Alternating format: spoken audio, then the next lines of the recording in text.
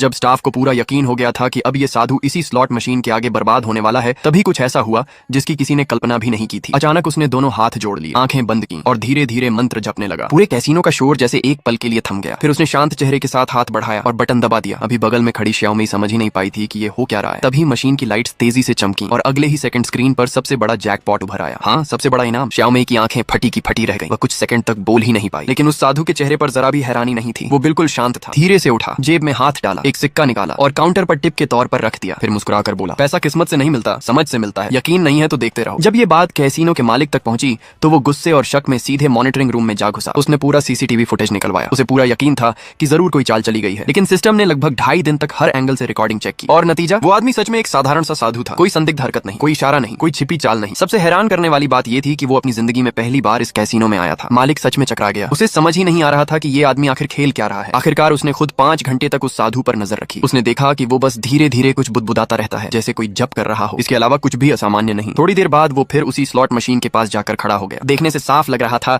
कि वो एक और बड़ी बाजी मारकर चुपचाप निकलना चाहता है। इस बार मालिक सच में घबरा गया। उसे डर था कि कहीं ये बूढ़ा पूरा कैसीनो खाली न कर दे, लेकिन साधु पहाड़ की तरह स्थिर खड़ा था। उसने शांत आवाज में बस इतना कहा, जिसका हिसाब साफ होता है उसका खेल भी साफ होता है। मालिक मन ही मन इस बात को कोसता रहा, लेकिन उसके पास कोई सबूत नहीं था। आखिर में वो बस खड़ा रह गया और साधु आराम से अपनी जीत लेकर बाहर चला गया। उस दिन एक बात समझ में आई, असली खिलाड़ी कभी हड़बड़ाता नहीं, वो शोर नहीं करता, वो समझता है, वो हर चाल गिनकर चलता है। और सबसे बड़ी बात, सच्चा विजेता जीत या हार में उलझता नहीं। यही उसकी असली ताकत होती है और यही उसकी सबसे मुश्किल चाल होती है।